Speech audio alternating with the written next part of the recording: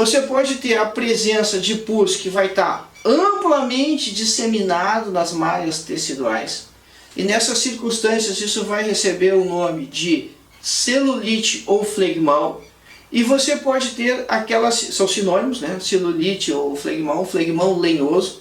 E você pode ter aquela circunstância onde esse pus ele vai ficando todo acumulado e ele não se espalha. E ele está se acumulando em uma cavidade que não existia no organismo. Uma cavidade que não é anatômica. Então nós teremos um abscesso.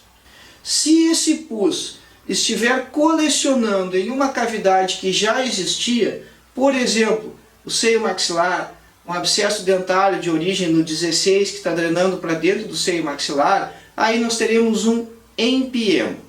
E uma outra circunstância é quando esse pus acaba encontrando um caminho de exteriorização, ele acaba fabricando uma saída para ele, criando o que se diz então um caminho patológico de exteriorização do pus. E isso é então uma fístula. E por que acaba se acumulando tanta supuração? Acontece que quando você tem o processo inflamatório acontecendo, a fase vascular ela vai se dar sobre os vasos sanguíneos. Você mais células terá chegando lá, esse processo então está acontecendo e já começa a sobrar células mortas. Quem é o esgoto do processo inflamatório? Quem tem que levar essa sobra toda embora é o sistema linfático. Acontece que você não tem resposta a mediadores químicos para o sistema linfático. A capacidade de esgoto que está instalada é aquela.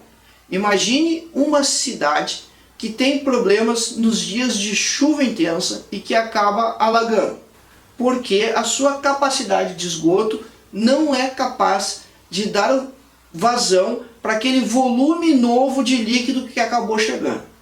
É isso que acontece no processo inflamatório. Você não consegue aumentar a capacidade de drenagem do sistema linfático naturalmente ou através de mediadores químicos. Isso não acontece. E aí você começa a ter pus demais, ou então neutrófilos necrosados demais, para aquela capacidade de drenagem linfática que você tem instalada.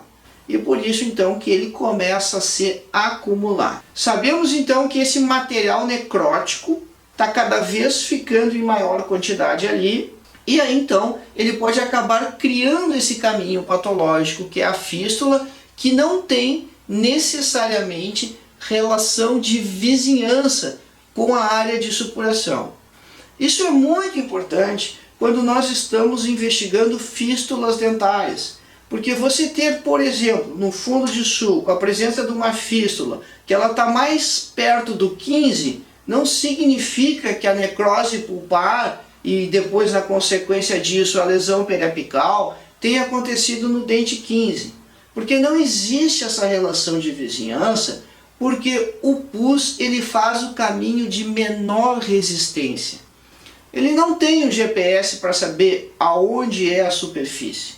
Ele não tem um GPS para saber qual é o caminho mais curto, qual é a maneira mais fácil dele chegar no meio externo. Não, o pus é preguiçoso. Ele vai seguindo o caminho onde está mais fácil de indo, até que lá em um determinado momento ele pode ou não chegar na superfície, ele pode talvez chegar no seio maxilar, ele pode nas infecções odontogênicas complexas, inclusive drenar para o mediastino, numa situação extremamente perigosa, com risco de vida para o paciente.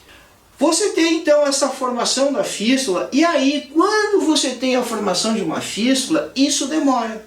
Construir esse caminho leva tempo.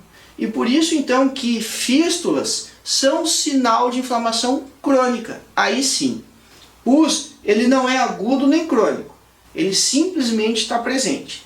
Mas você ter a presença de uma fístula, aí sim você está caracterizando inflamação crônica, porque demora a construção desse trajeto patológico.